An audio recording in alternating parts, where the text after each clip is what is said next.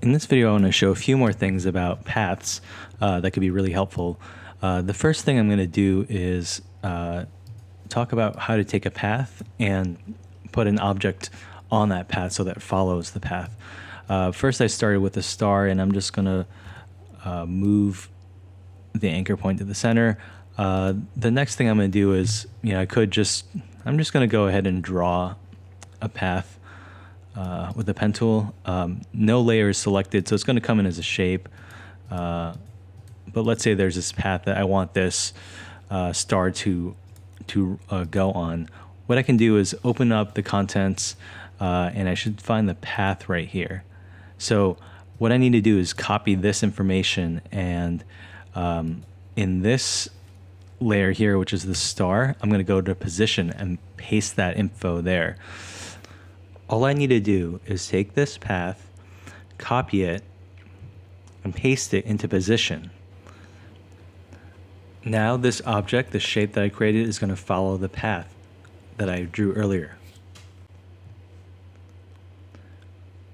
So again, what I did was I copied the path, it's highlighted, copy it, and then I'll just paste it into the position. I want to make sure I click position, and you can see that all these points on that line actually came in as keyframes. I'm going to turn off this layer just so you can see this movement a little bit more clearly, but this shape is now going to follow the path of that path that I drew there.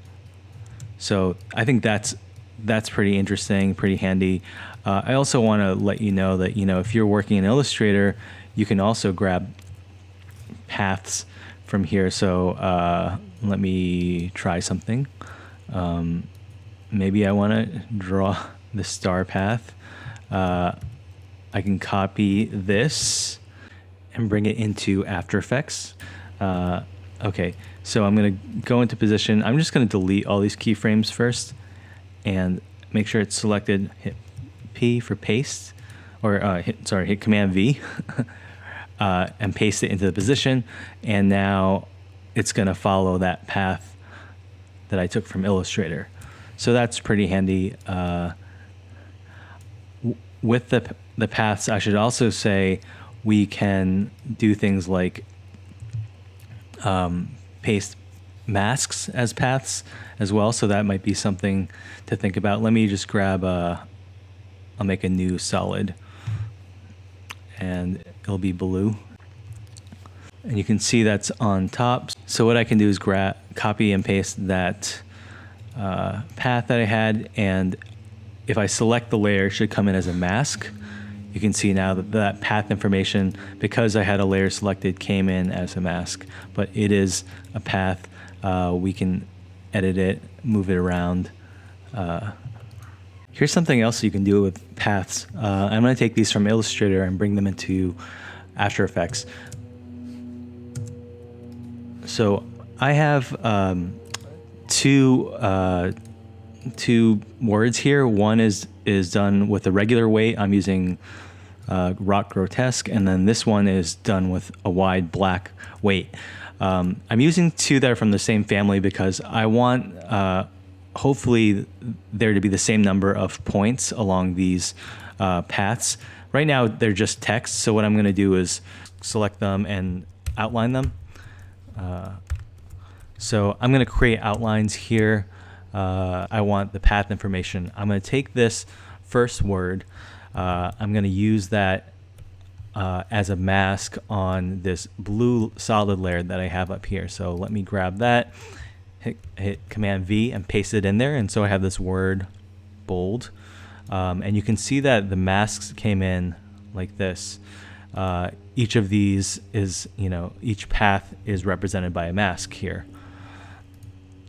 So what I want to do is use the paths to kind of transform into each other. I'm using the same word again, bold, and I'm use something that's in the same typeface but have a different weight.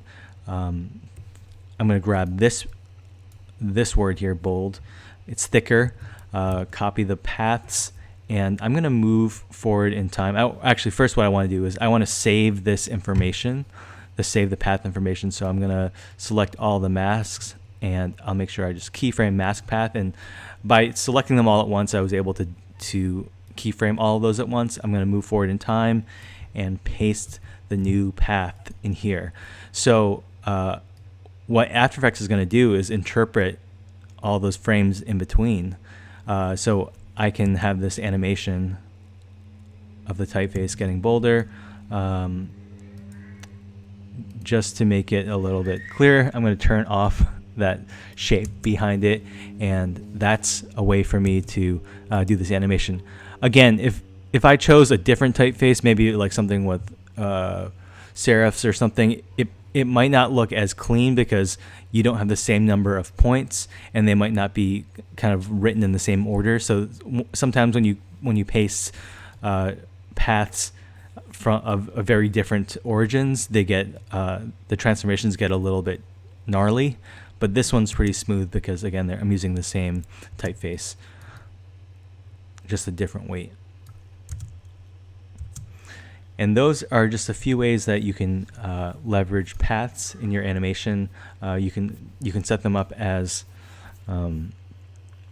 motion paths. You can use them for masks, and you can even animate in between the paths, like this last example.